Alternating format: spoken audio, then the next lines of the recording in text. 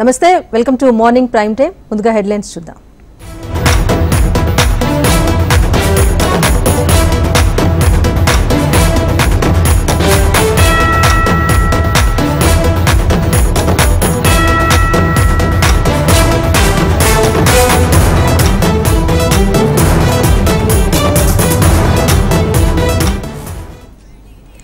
శ్రీవారి సాలకట్ల బ్రహ్మోత్సవాలు రెండో రోజు కొనసాగుతున్నాయి. ఉత్సవాల్లో భాగంగా నిన్న సీఎం చంద్రబాబు సతీ సమేతంగా రాష్ట్ర ప్రభుత్వం తరపున శ్రీవారికి పట్టు వస్త్రాలు సమర్పించారు. తొలి రోజు పెద్ద శేష వాహనంపై దర్శనమివ్వగా రెండవ రోజైన ఇవాళ చిన్నశేష వాహనంపై దేవదేవుడు దర్శనమివ్వబోతున్నాడు.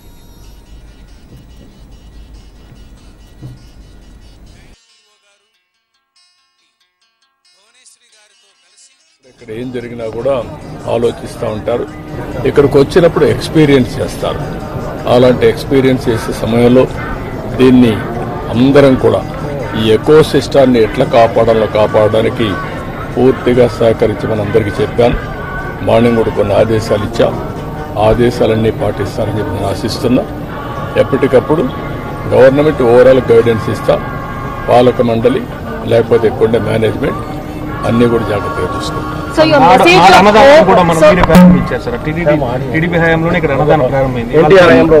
ఎన్టీఆర్ హయాంలో అన్నదానం ప్రారంభమైంది. ఈ రోజు ప్రపంచంలోనే ఒక సెంటర్లో ఇంత పెద్ద ఎత్తున అన్నదానం చేయడం అనేది ఎక్కడా జరగదు. 3 లక్షల మందికి భోజనం పెట్టగలిగే సెంట్రల్ కిచెన్స్ 3 ఉన్నాయంటే ఎక్కడ ఇది ఉండదు. అలాంటిది ఆ రోజు ప్రారంభించినప్పుడు 2-3 వేలతోనే ప్రారంభించాం. కానీ అది ఆ రోజు ఎన్టీ రామారావు గారికి ఉండే విజన్.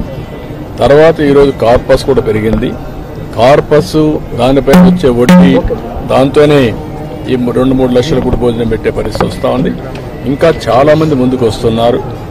ఒకరోజు పెడుతున్నారు, లేకపోతే వాళ్ళ అకేషన్లు ఎవ్రీ ఇయర్ ఇస్తున్నారు. అనేక విధాలుగా భాగస్వాములు అవుతున్నారు. ఇది ఒక మంచి ఉదాత్తమైన కార్యక్రమం. నేనున్నప్పుడు ప్రాణదానం పెట్టాం. అది కూడా లాజికల్ గా తీసుకుపోవాల్సిన అవసరం ఉంది. అన్నదానం, ప్రాణదానం ఈ రెండు కూడా లాజికల్ గా తీసుకెళ్లి అన్ని విధాలా దీన్ని స్టిమ్యులేట్ చేస్తాం. So your message of hope for the people, devotees who are coming to Brahmotsavam today, for all the festivals that are going to take place, your message of hope for the people. No, we are here to manage things on behalf of the God. I am appealing all devotees. Nobody can do any harm for our God. Ultimately, God is supreme. Management and also government are here to protect the purity and sanctity of Lord Balaji and Venkateswara Swami. That is our commitment. That is our dedication. We will do our best. And also day by day, you are seeing the improvements. We will take to the logical conclusion with perfect management of things in the near future.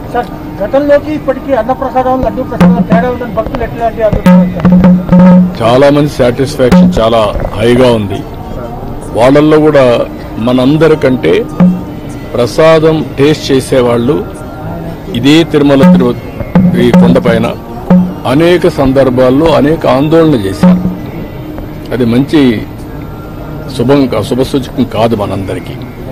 కానీ ఆనాటి పరిస్థితుల్లో అది పట్టించుకోలేదు. కానీ ఈరోజు నేను చెప్పేది ఏంటంటే ఎప్పటికప్పుడు భక్తుల యొక్క ఫీడ్బ్యాక్ కూడా తీసుకోమంటున్నాను.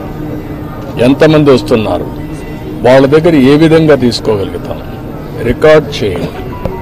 మన ప్రవర్తన దగ్గర నుంచి శ్రీవారి సేవకులు చేసే మేనేజ్మెంట్, క్యూ మేనేజ్మెంట్ దగ్గర నుంచి కావాలని రష్ తోయడము, లేకుంటే హార్ష్గా మాట్లాడడం అవన్నీ కరెక్ట్ కాదు. భక్తిభావంతో వాళ్లకు ఎక్కడికక్కడ మేనేజ్ చేయాలి, భక్తిభావం ఉండాలి. వాళ్ళల్లో కూడా బాధ్యత మనం గుర్తు చేసే పరిస్థితి రావాలి. అందుకని అవన్నీ చాలా డైరెక్షన్స్ ఇచ్చాం. మీరే చూస్తున్నారు. ఇక్కడ పరిశుభ్రతలో మార్పు వచ్చింది, ఆలోచన విధానంలో మార్పు వచ్చింది, ప్రసాదాల్లో మార్పు వచ్చింది, మేనేజ్మెంట్లో మార్పు వచ్చింది. భక్తులు కూడా హర్షాన్ని వ్యక్తం చేస్తున్నారు. ఎందుకంటే వాళ్ళందరికీ సంబంధించిన మనోభావాలు ఇక్కడ ప్రతి ఒక్కరూ వారి యొక్క ఒక భక్తి భావాన్ని ఇక్కడి నుంచి పొందుతూ ఒక స్ఫూర్తిదాయకమైన ప్రదేశం. ఈ స్ఫూర్తిదాయకమైన ప్రదేశం శాశ్వతంగా స్ఫూర్తిదాయకంగా ఉండాలని కోరుకుంటారు. అది కాపాడు. అవన్నీ మాట్లాడదామా? రాజకీయాలు ఇక్కడ ఉండదు. నేను క్లియర్ గా చెప్పాను, వెంకటేశ్వర స్వామి యొక్క పవిత్రతని అండ్ ఆల్సో ప్యూరిటీని కాపాడడానికి ఏం చేయాలి అవన్నీ అవన్నీ పెడతాను. నాట్ ఓన్లీ లడ్డూకి ల్యాబే కాకుండా ఇంగ్రీడియంట్స్ అన్ని టెస్ట్ చేయడానికి, ప్రాసెస్ టెస్ట్ చేయడానికి, ఫైనల్ గా అవుట్కమ్ టెస్ట్ చేయడానికి అవసరమైతే ఐఐటిని కూడా కన్సల్టెన్సీ తీసుకోమంటాం. తిరుపతి ఐఐటిని మేమే తీసుకొచ్చాం. గవర్నమెంట్ ఆఫ్ ఇండియా ఆ రోజు బైఫర్కేషన్లు ఇచ్చారు, ఇక్కడే ఉన్నారు. వాళ్ళ యొక్క సజెషన్ తీసుకుంటాం. ప్రాసెస్ ఎట్లుండాలి అవన్నీ కూడా తీసుకుంటాం. మన వాళ్ళ నాలెడ్జ్, వాళ్ళ ప్రొఫెషనల్ మేనేజ్మెంట్ రెండూ తీసుకొని ఇంత పెద్ద ఎత్తున డివోటీస్ వస్తున్నారు కాబట్టి భక్తి భావంతో పనిచేస్తాం. Tirumala is Laddu and Laddu Prasadam is Tirumala. For the devotees, the faith and confidence to be restored back. All the steps that are being taken this Brahmotsavam, do you think this will entrust their confidence back in them? Yes, 100%. God is a powerful God. Nobody can do any harm to him. He will protect himself. And also he will, anybody does any harm, he is there to look after. So I am appealing all devotees on behalf of Balaji, on trust, not God, on trust. We will do our best for the service. We won't tolerate any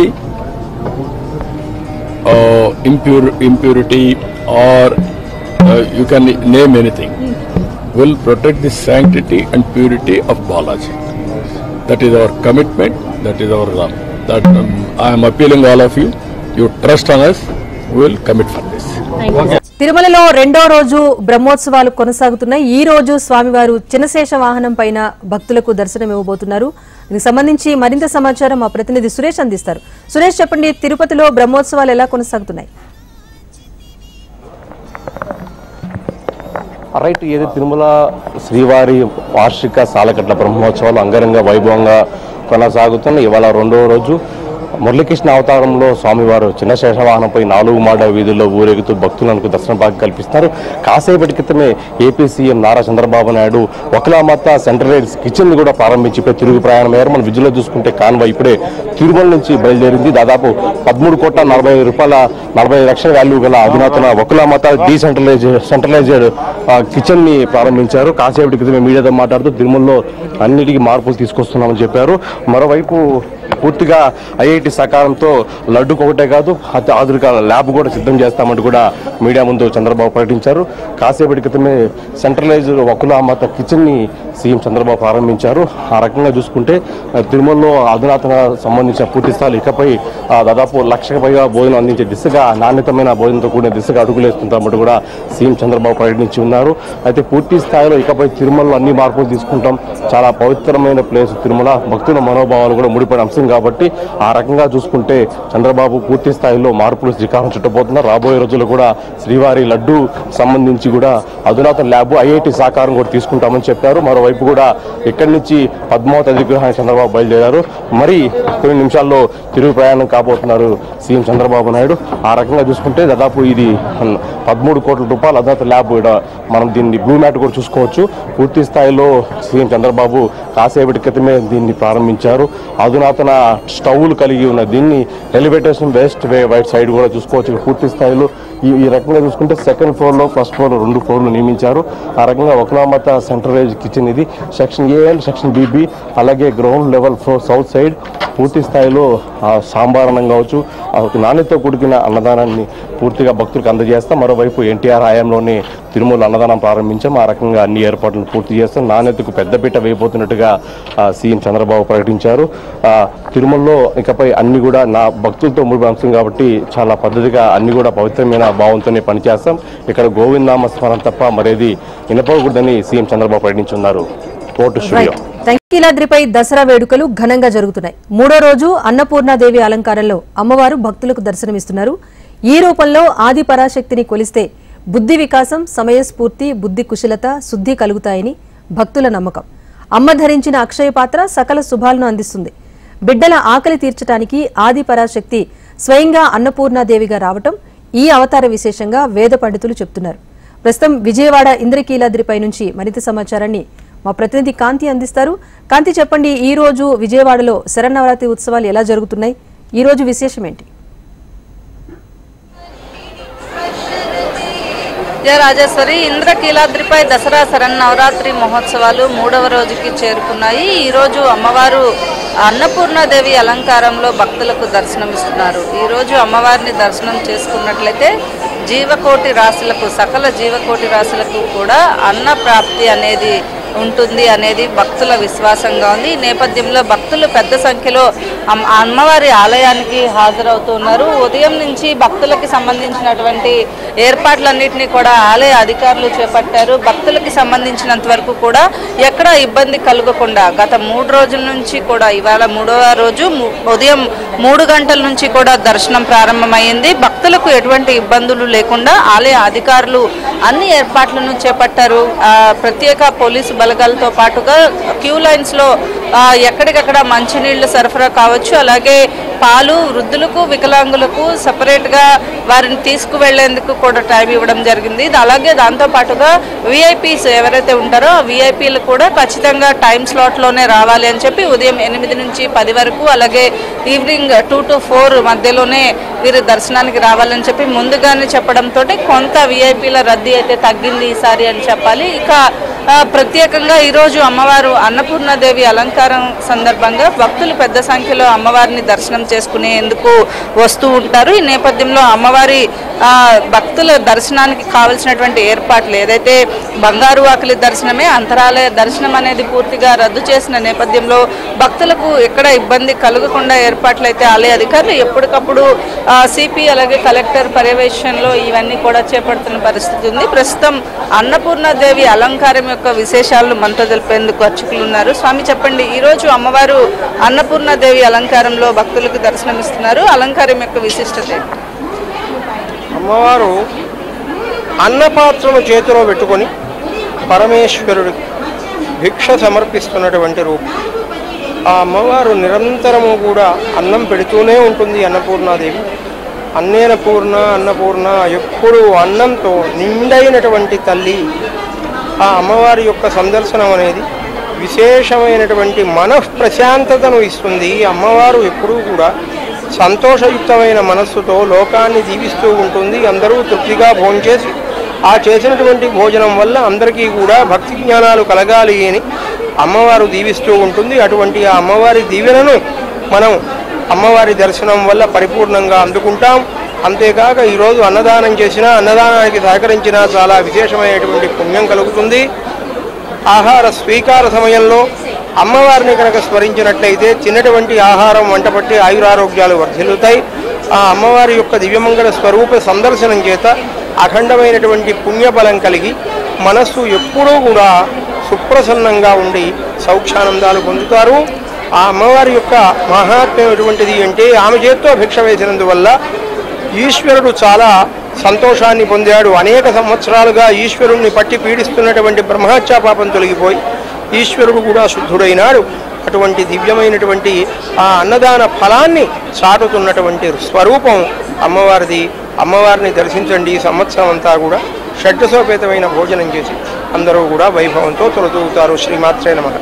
ఏదైతే ఈరోజు అమ్మవారి దర్శనం చేసుకుని అలాగే అన్నదానం కూడా చేసినట్లయితే ఎంతో పుణ్యఫలం లభిస్తుందని భక్తుల విశ్వాసంగా చెప్తూ ఉన్నారు. దీంతో పాటుగా అన్నదాన అమ్మవారు అన్నపూర్ణ దేవి అలంకారం సందర్భంగా భక్తులు పెద్ద సంఖ్యలో రోజు అమ్మవారి దర్శనం చేసుకుని వెళ్ళిపోయినప్పటికీ కూడా ఈరోజు నిత్యాన్నదానంలో అన్నదానం తినేందుకు ఎక్కువగా భక్తులు ఆసక్తి చూపిస్తారు. ఈ నేపథ్యంలో అటు అమ్మవారి దర్శనం అయిన తరువాత అన్న నివేదన ఎక్కడైతే 2వ ఫ్లోర్లో జరుగుతుందో అక్కడికి వెళ్లేందుకు కూడా ఏర్పాట్లు చేయడం, ఎక్కువగా భక్తులు వస్తారు కాబట్టి అక్కడ కూడా ఈరోజు ప్రత్యేకమైన ప్రొటెక్షన్ని కూడా ఏర్పాటు చేయడం జరిగింది. మొత్తంగా 3వ రోజు ఇంద్రకీలాద్రిపై దసరా శరన్నవరాత్రి ఉత్సవాలు అంగరంగ వైభవంగా కొనసాగుతున్నాయి. రాజేశ్వరి, రైట్.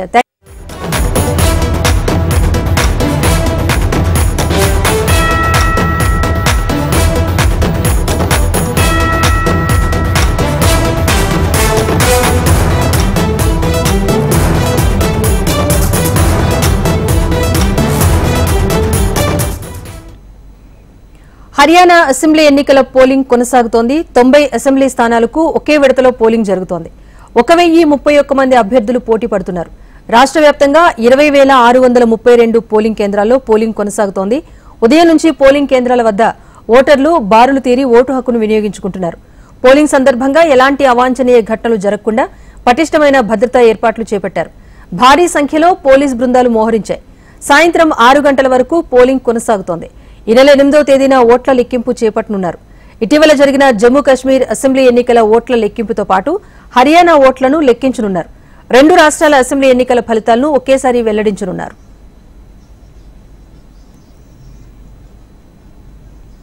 ఈ ఎన్నికల్లో ప్రస్తుత సీఎం నయబ్ షైనీ, మాజీ సీఎం తనయుడు దీపేందర్ హూడా, రెజ్లర్ వినేష్ ఫోగట్ తమ అదృష్టాన్ని పరీక్షించుకోబోతున్నారు. హర్యానాలో 10 ఏళ్ల పాటు అధికారంలో ఉన్న బీజేపీ ఈసారి కూడా మళ్లీ గెలవాలి అనే పట్టుదలతో ఉంది. మరోవైపు ఈ ఎన్నికల్లో ఎలాగైనా గెలిచి అధికారం సొంతం చేసుకోవాలని కాంగ్రెస్ పార్టీ భావిస్తోంది. బీజేపీ పట్ల ప్రజల్లో ఉన్న వ్యతిరేకత, కుల సమీకరణలు ప్రతికూలంగా మారుతాయని కాంగ్రెస్ నేతలు అంచనా వేస్తున్నారు. హర్యానా రాష్ట్రం చిన్నదే అయినప్పటికీ ఈ ఎన్నికల ఫలితాలపైన దేశవ్యాప్తంగా ఉత్కంఠ నెలకొంది. హర్యానాలో ఇటీవల జరిగిన లోక్సభ ఎన్నికల్లోనూ బీజేపీ సొంతంగా మెజార్టీ సీట్లను సాధించలేకపోయింది. దీంతో హర్యానాలో ఎవరు అధికారంలోకి వస్తారు అన్నది తీవ్ర ఉత్కంఠ రేపుతోంది.